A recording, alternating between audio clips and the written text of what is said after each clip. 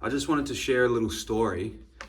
I'm in the middle of reading a book called If You Want to Walk on Water, You First Have to Get Out of the Boat, or You Have to Get Out of the Boat. It's basically a story, a book on faith, on walking with God, on taking risks, and ultimately about the Christian walk and what that can truly mean about reaching your potential in God.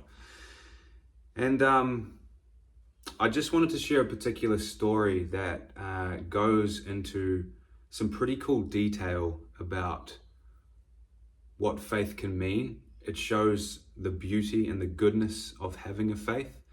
And it's prefaced by basically challenging Christians to share their faith more often, not in a way that's forceful or condemning, but just being with people and taking that risk, taking that opportunity to ask people about their spirituality, to ask people where they're at in terms of a potential belief in Jesus or Christianity, and just share your faith a bit more frequently and a bit more boldly. And that's, again, not to push it down anyone's throat, but if you don't take that opportunity to ask someone how they're doing in terms of spirituality, you may never understand or get to know if that person could be interested or could be yearning for a higher truth, could be yearning and wishing and hoping and not really understanding how to receive the glory and the love, the unconditional love from God through Jesus, right? And so I guess as Christians, we're called to share the good news, the truth of the gospel. Again, not in a fair or condemning way, but we're called to be the light of the earth, right? And to spread the good news. And again, it's a challenge to do that more often, because so many of us, we want to have our faith just our own thing, right? We should almost shroud it from the outside world. We're almost afraid of what people will think. And that's the thing, like, we shouldn't be afraid of flesh and blood. This isn't about, the judgment of other people, but we should be bold in our faith and stand up. And I think the story I'm about to read is based on that premise. It's showing what could happen when you step out of the boat and take that risk to inquire about someone's faith and have that conversation with them and just be with them, love them, and open that door up for that conversation. It's not always going to work. You may ask someone, 90% of the time they say, I don't want to talk about that. That's fine. Again, you're not forcing it on people, but just be with people and share and be that exemplary light through our action and through opening up conversation. Anyway, I wanted to share the story because I think it's a beautiful way of doing that in a way that isn't forceful, in a way that isn't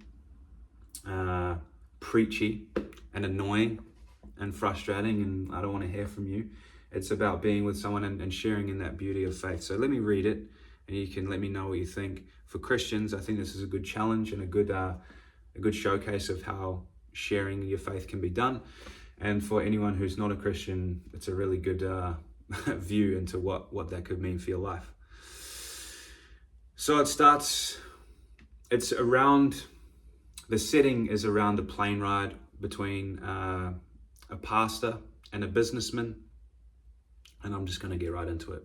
The pastor is called Jeffrey Cotter, and this other businessman is referred to as an MBA reading guy. Let's go. Jeffrey Cotter, the pastor, tells about one unforgettable plane ride when he took this risk of sharing his faith or asking someone about their faith. As a pastor returning from a job interview and dressed in blue jeans, Jeffrey Cotter found himself sitting next to a pinstripe-wearing, briefcase-carrying, Wall Street Journal reading businessman.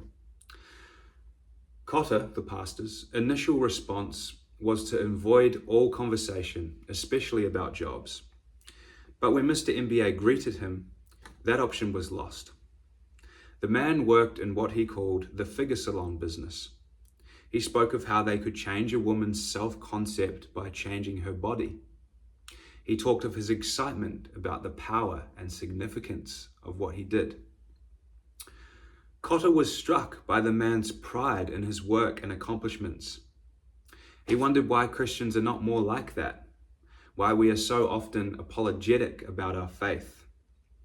He realized he had been in avoidance mode during the whole flight because of fear that he might be judged. Looking skeptically at Cotter's clothing, Mr. MBA asked about his line of work. Let Cotter tell it from here. The Spirit began to brood over the face of the deep. Order and power emerged from chaos. A voice and a whisper reminded me, let him who boasts, boast in the Lord. It's interesting that we have similar business interests, I said. You are in the body-changing business. I am in the personality-changing business. We apply basic theocratic principles to accomplish indigenous personality modification. He was hooked, but I knew he would never admit it. Pride is powerful. I want to take a quick side note here. Indigenous personality modification sounds a bit kind of crazy, right? And that's where a lot of people would turn away. But the beauty of this story is that Cotter, the pastor, is meeting this businessman where he's at in terms of what he's interested in terms of his outlook. You know, the MBA graduate was in the body modification business. So Cotter, the pastor, is using that similar language of sort of manipulation. I don't want to call it that, but of, redesign and modification so that he would actually be interested and bought into the story, not really knowing yet that it was sort of leading to God. And this isn't a bait and switch kind of thing. I mean, this is the way of working with certain people. Some people, it just requires one simple conversation and they may be, willing to know more, curious about how they come to know God and Jesus and be in that love and goodness. Others, you kind of have to take them more on a journey. Other people require years of questioning. Anyway, he was hooked, but I knew he would never admit it. Pride is powerful. I've heard of that, Mr. MBA replied hesitantly. But do you have an office here in the city? Oh, we have many offices, Cotter said. We have offices up and down the state. In fact, we're national. We have at least one office in every state of the Union, including Alaska and Hawaii. Mr. MBA had this puzzled look on his face.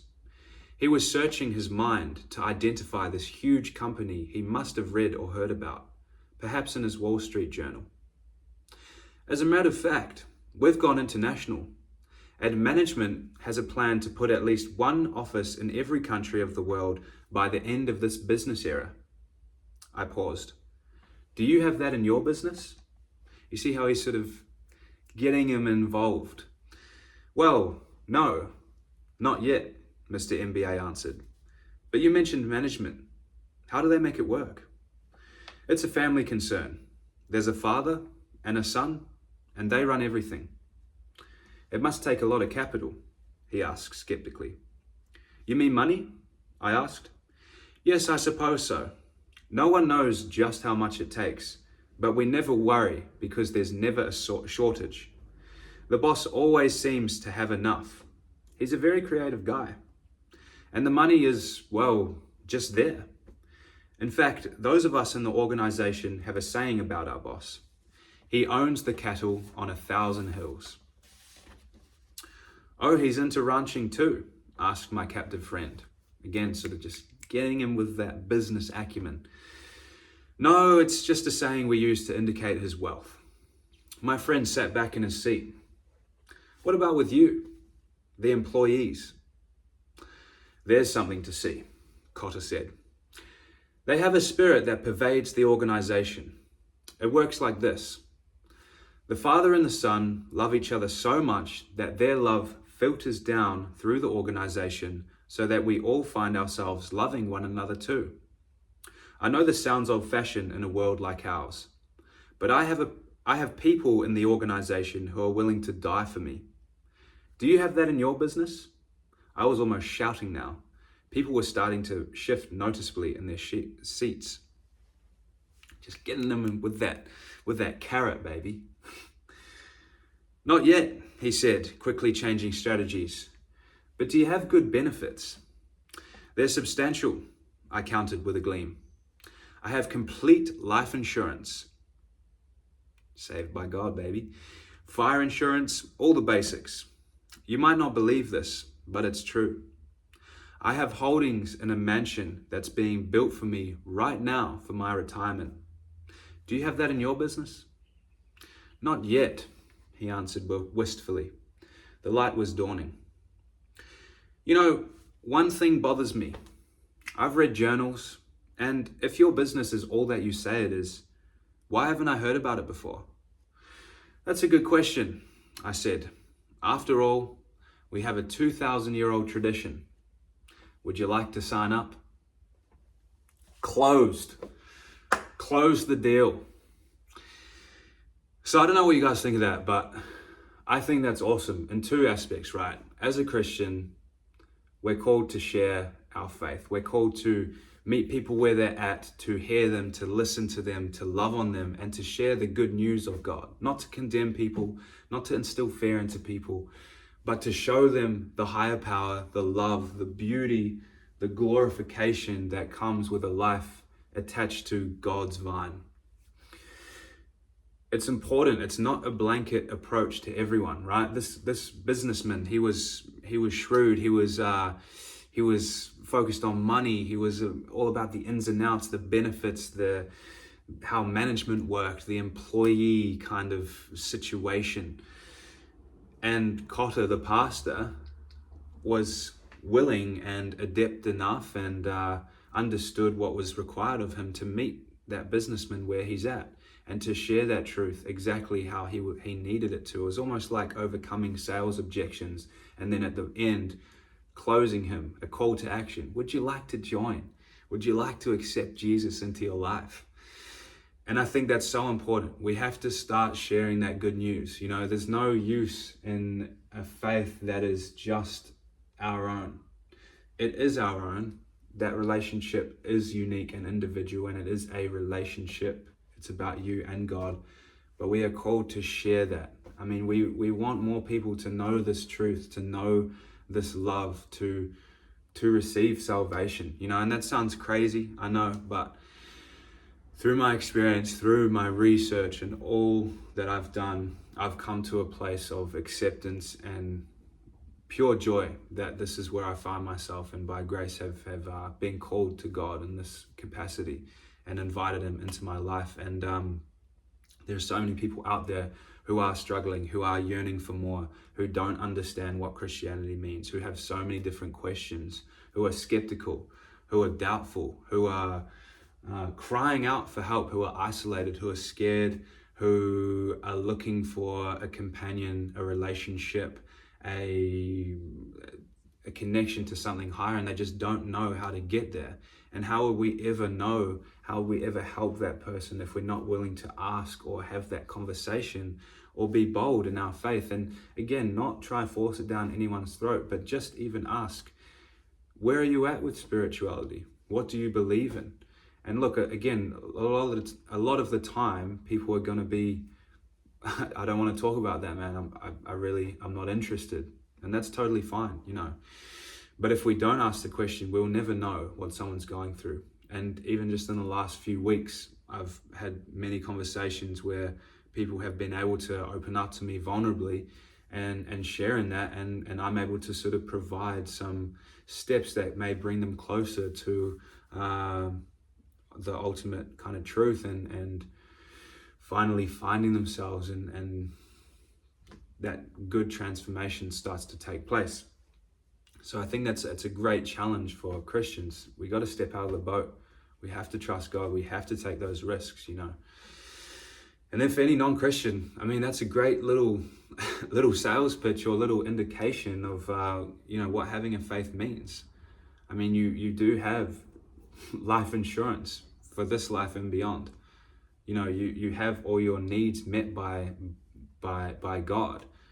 You belong to the body of Christ, the church, the people of God who love each other, who are literally, one of the most, I think the second most important commandment is to love your neighbor as you love yourself. Love God above all else and love your neighbor as you love yourself. You become part of an organization with people that would die for you, who are looking out for you, who want to see you succeed, who want to encourage you, who want to love you, who are there to help you, all of these things. And I just thought that was a cool story for Christians and for non-Christians, for anyone searching who wants to know more. I mean, I invite you to pursue it, and I'm here to answer anyone's questions. I mean, I'm learning myself. I'm walking in this journey myself and just earnestly trying to learn more. And I hope that I can sort of shed some light on any questions that people might have, and walk in this journey together, because it's a beautiful one. So that's what I wanted to share. I hope you guys enjoyed. Big thanks to John Ortberg, who wrote the book. If you want to walk on water, you have to step out of the boat. Great book on realizing your potential, on risk-taking, on the adventure of life, on living up to all that God has for you. And hope everyone's doing well. Let me know what you think down below. If you end up listening or watching to this whole thing, would love to have some conversations with you guys. God bless. Much love. And see you later.